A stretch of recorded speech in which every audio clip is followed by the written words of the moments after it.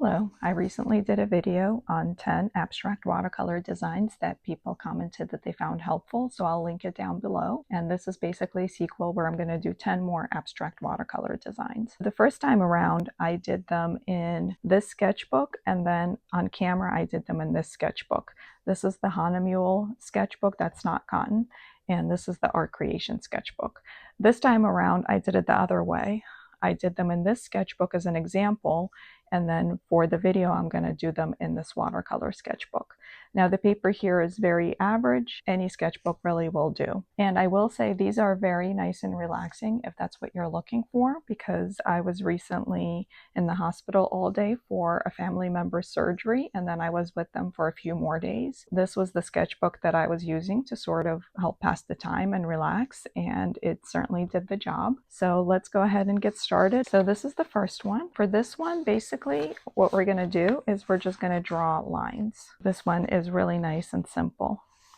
So literally I'm just drawing random straight lines with no rhyme or reason. I'm not really focusing on where they're going or what they're doing. And that's why I love this design, is it's just very simple, but comes out looking pretty awesome considering how easy it is. So that's it for that one, but I actually do have a variation on this design for you guys. And the variation is that you can do the same thing, but you can round out the edges.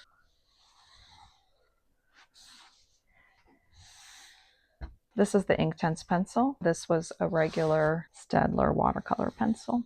It doesn't really matter. I prefer using watercolor pencils with the watercolors, because then when you do the watercolors on top, if you mess up the pencil line, it doesn't matter because the watercolor will dissolve it, and then you can sort of blend it in and make it look how you want it to look.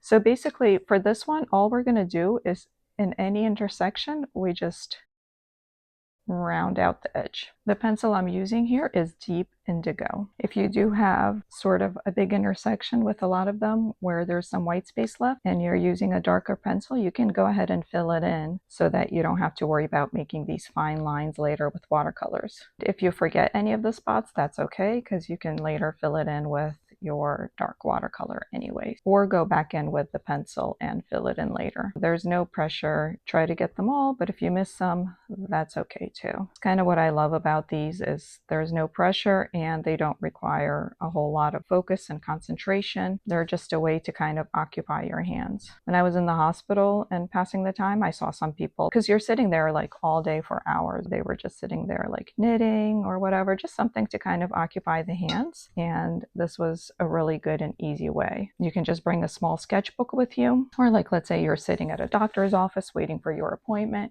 You just bring a small sketchbook with you and a water brush, and that's all you really need. You don't even need water. Okay, so that's design number one. We have the two versions, this and this. I put the paper there so that the pencil doesn't transfer over when I press on it. And this is how these came out. This is the one with just the lines, and this is the one with the lines and the black spacers, I guess. Here's this one, and you can see what a different result you can get based on color scheme you choose. Here's this one, a very different result. This one's kind of brighter, and this one is dramatic with the colors. There's going to be a lot of variety depending on what kind of paper you use. Here it's regular paper, not watercolor paper. Paints are Prima, so student grade / crafting grade, and then these are Daniel Smith paints on watercolor paper. However, it's not great watercolor paper, it's basic Hana Mule, not cotton paper. So that's these two. Really, it's just one design with a slight variation on them. Just you can kind of take your pick. Design number two, we're going to go lengthwise, I think would be nicer. And for this one, you just draw a wavy line, and then more wavy lines coming off of it, and then just draw in the pencil lines. You can go with whatever color scheme is sort of calling to you at the moment. You can do cool blues and relaxed purples and pinks. You can do neutrals like beiges and browns. You can do sort of green kind of sceneries. There's really no right or wrong, just whatever colors are calling to you in the moment. That's it. I added some buff titanium on the edges because some of the watercolors leaked through and there was, the paper wasn't really white anymore. So I just added buff titanium over it to kind of smooth the whole thing over. But again, you can kind of make it look like waves, or you can just go with a totally different color scheme and do something different. This one was really fun. Basically, you just go over the lines and then you can add some shading in the edges where it sort of bends under. And by shading, I just really mean you make it darker, darker in those spots. And that's pretty much all there is to it. For this one, we're going to do flowers. And we're going to start with bigger flowers in the front and then go into smaller flowers in the back. And for flowers, we're just doing squiggly lines. So it's really easy. And then now we can start making them a little bit smaller towards the back. Like the second row is going to be kind of smaller, and then it's going to get even smaller. We're doing a field of flowers, but just we're doing it very abstract and super loose and easy. And these are not the only designs I did in the hospital. I did a few other ones that are not making it into this tutorial because either they took too long or they were too detailed and got kind of boring. The ones I'm sharing are just the ones that kind of work the best. So you're basically getting the best of the best. That's it for that one. Here's our flower field. You can go with just one color or you can add multiple colors. I think I have some pinks and yellows here and some lavenders, I guess. For the sky, I just did ultramarine and then I just dabbed it with a tissue or a paper towel in a couple spots, and then I got little clouds, and so that was super easy peasy. Works on both types of paper. It just depends what you enjoy working with more. Here's how this layout came out. They're both in this orientation, so I think that looks kind of cool. For this one, we're gonna do a city scene, and all you're doing for this one is you're just drawing rectangles. It's okay if they're wonky. They don't have to be perfect whatsoever. Now for this one, you are going to need either a white gel pen or a yellow or a white Posca, white gouache, yellow gouache, acrylic paint, basically anything that's opaque. That's the only consideration for this one. It's just rectangles stacking behind each other. And you can do either a crescent moon or you can do a circle moon. And if you're getting pencil all over yourself, that's fine. It's all going to blend in once we watercolor it. Here's this guy. Kind of go over the buildings with darker colors, and then the sky you can make either really dark or not dark. Then I splattered some white in there and added some white to some of the spots more so than others. The paper, I think I just left white mostly. I think maybe the edges I touched up with a little bit of white, but the paper, I just left it white because it's white watercolor paper. So then I just added some white, and then over some of it I went over with yellow opaque paint. Some of the light is yellowish and it just kind of makes it look a little bit more natural. This one's just really quick and fun, just rectangles, and yeah, just rectangles. That's really pretty much all there is to it. Next, we're going to do another scene, and this one is going to be mountains. So this video is slightly different than the last one just because we are doing more scenery, but I think it's kind of cool because the scenery is super easy to do, and then it comes out looking really cute, but still very, very abstract. We're just going to draw triangles instead of rectangles. And you can cross over because remember, we're being abstract. So it's okay if the mountains cross over each other. For this one too, you can either do the tops with white or some other color, or you can just choose not to do them at all. A higher mountain here. And by overlapping some of the lines, it does make them come out looking very abstract because obviously in real life they would stack behind each other and not overlap. This helps add to the abstract nature of the design.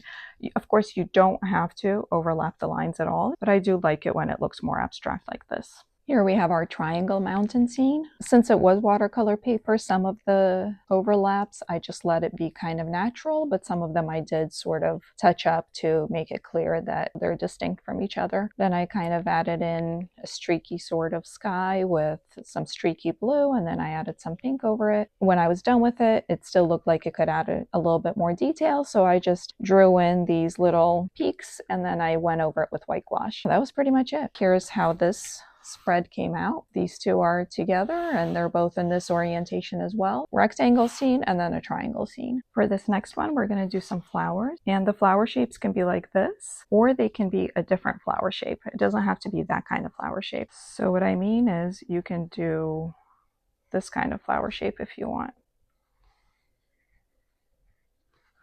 And you want to start with making a couple larger flowers. As you can see here, I have two bigger flowers. But on this paper, we don't have space for two bigger flowers, and that's okay. Here, the flower shapes were just literally these petal shapes, and then I put some leaves there. It's super easy, and again, very kind of routine, I want to say. Basically, you just do one shape over and over. And here I'm doing the same thing, one shape over and over. And then you want to vary it up and put some smaller flowers in there. Vary up the sizes for just a bit more interest. That's pretty much the entire idea. We're doing something super easy and simple by adding more interest into it. It makes it look really nice without any kind of effort. And let's say for the leaves, I'm going to use green just to make it easier. And you can make the leaves very sort of the exact same thing here, very straight, or you can make them wobbly. Here I'm making them a little bit more wobbly, as you can tell. Basically, the only idea I'm thinking of here is I'm trying to fill up as much of the space as I can. That's really the only consideration I have right now. I'm trying to fill up this empty space so that when I'm done with filling in the designs, there's not a whole lot of white space or background space basically for me to fill up. So that's it. Here's the one with the super easy abstract flowers. This one I think was a little bit more simple, but not really. With the watercolor paper, I was able to add a little bit more detail, but really all I did was do some pinks and some yellows, and then I went over with like some pink lines. And then I colored in the background with pinks and lavenders. I think it came out really nice. It starts out very abstract in the way you draw it, but then when you're done with it, you can keep it geometric or you can make it slightly more realistic depending on what you end up doing with it. I would say both take kind of about the same amount of time. One is not really easier than the other. You just get a different effect depending on which you prefer. Next one, I love how this one comes out. It's a really easy wood grain pattern, and it can be brown or it can be any other color basically. Let's do this poppy red. You draw ovals first and you want to vary them up in size. And then we're just gonna draw lines basically around them like this.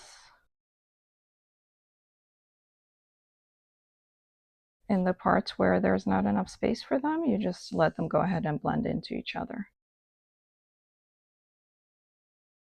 I found the easiest way, because I tried this a couple different ways, the easiest way is to kind of go around all the ones you have so that you don't get lost in the pattern, if that makes sense. Once you have that down, you can kind of go back in and fill it up. This is the Inktense. When I used the regular watercolor pencil, the lines came out sharper. The Inktense, the lines are a lot thicker because Inktense pencils are much thicker. And I could be using right now different color pencils, but I find that it's easier if I just use one color the whole time and I don't have to like think about it too much. And if I want more color, I'll just do it in the watercolor stage, because once you have the watercolors out, then all the paint is like right in front of you and you don't have to just switch it up and go back and forth. That's that for the wood grain pattern.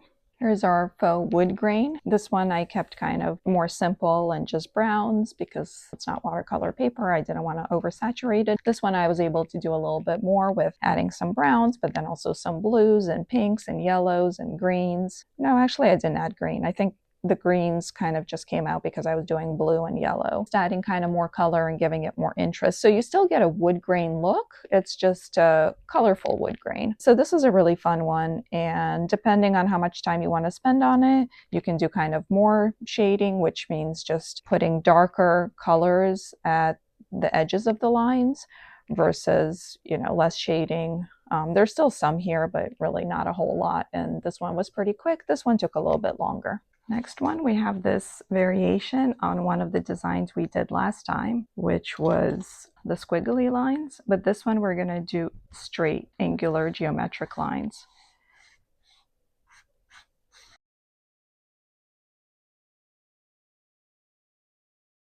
There's no planning, no thought. You just kind of go there. Okay, that's it for that one. I actually do have a variation on this one for you guys, is that we make these squiggly lines. That's a variation on the one we did last time. And I'm using these pencils very randomly, picking out random colors, and then I'll worry about the colors later when I get to the watercolor portion. This time we're just making squiggly lines.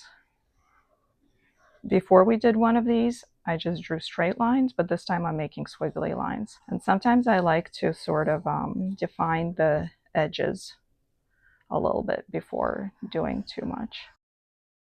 And there's no rhyme or reason. You guys can see I just kind of went totally wild. That's it for that one. Here's how this design came out. This was the swirly one, and this was the angular one, just as a reminder. If you make sort of bigger swirls, it's got a certain look, and if you make smaller ones, then you get like a slightly different look. Since I was working on watercolor paper and had a little bit more time, the only thing I did was over here, I used a regular pencil to draw some lines for interest, and over here I just used a white pen to do some dots, and then over here I used a red pencil again, the same one, just really quickly add a little bit of detail into the circles and over here, and then over here I just added the white pen. I just thought it would be fun to add a little bit more detail to it, but you absolutely don't have to. You can just kind of color in the spaces and leave it totally plain, depending on, how much time you have and how much energy you want to put into it. Although adding dots and lines did not take a whole lot of time or energy. If you're having fun with it and you feel like kind of getting a little bit more detailed, then go for it.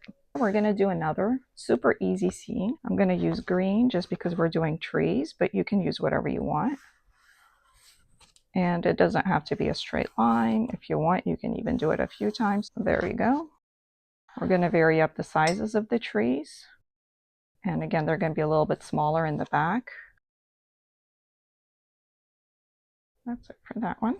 Here is our tree scene. This one I used slightly more colors, and this one I used mostly just greens, just because I was working with my Daniel Smith palette and I had a lot of beautiful greens and I didn't really need to venture into, oranges and all that to add interest. And the branches, you can either do super sort of abstract, or you can get a little bit more details. Even though I kept it super plain and just did these like basically ovals. You could do some of them like longer and thinner, or you could do some more round. So you could vary up the shapes of the trees as well if you want. Like this one's really round, and then this one is a little bit more skinnier and longer. Play around and try different combinations and see what you like.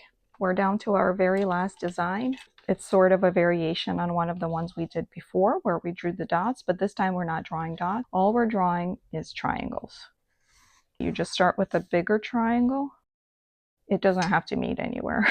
That was totally random. You're just literally drawing triangles wherever. And because we're drawing triangles, you can make them meet where you need them to meet sooner or later. I do have a bit of a plan this time in that I want it to be this way, because this picture is this way and I like it when in sketchbooks they have the same orientation.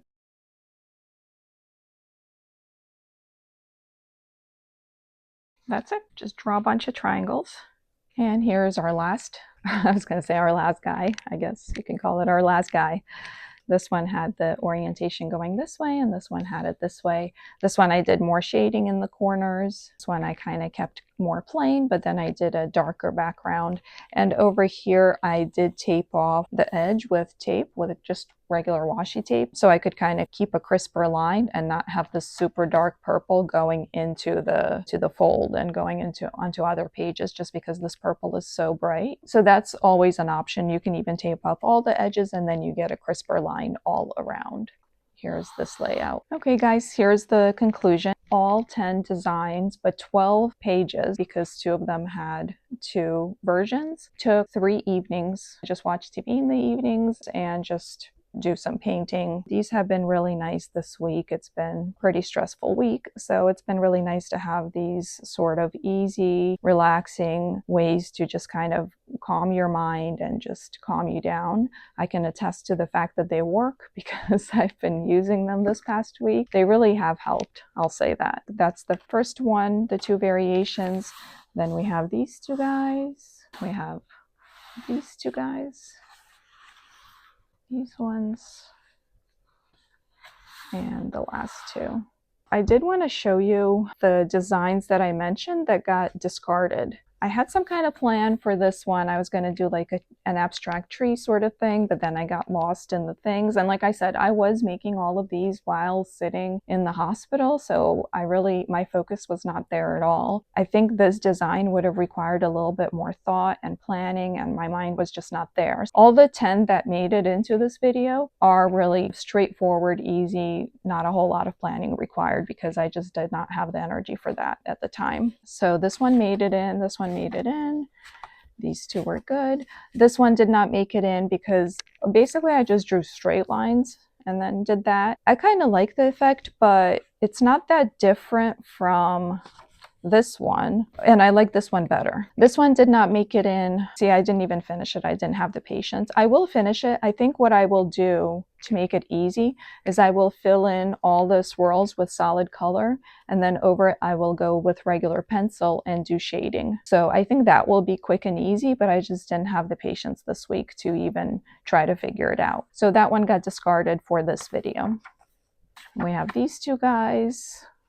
I like these ones because they do come out looking like scenes, but again, it's just rectangles and triangles. The flowers I always like just because it comes out looking really cute without any effort. I tried the wood grain and then I gave up on it because I was messing up. Now these pages that I abandoned, when I'm finishing up the sketchbook, I'm gonna just paint over these pages with an opaque paint like acrylics or gouache, so that it's not gonna be left looking like that. Then I tried the wood grain again, doing it the easier way. Here I got kind of sidetracked because I was just going down the row instead of going over where all the circles were first. So then I figured out that was the easier way, so that's why I made it in. This one did not make it in. Basically, it's super easy. You just draw the circles and then you just fill the circles in and then you fill the background in. The reason it didn't make it in is because filling in the background with such tiny spaces got kind of tiresome. So I did finish it and I do like the result, but I was not really a fan of filling in the background with watercolor. Now maybe if I was using regular pencil that would have worked better, so you can always try that. And this one was good. That was it. Let me know what you guys think if you try them, if they're as relaxing for you as they are for me. Thank you so much for watching. Thank you so much for joining my channel. I love reading all the comments, hearing what you guys think, and I'll see you guys in my next tutorial. Thanks. Bye.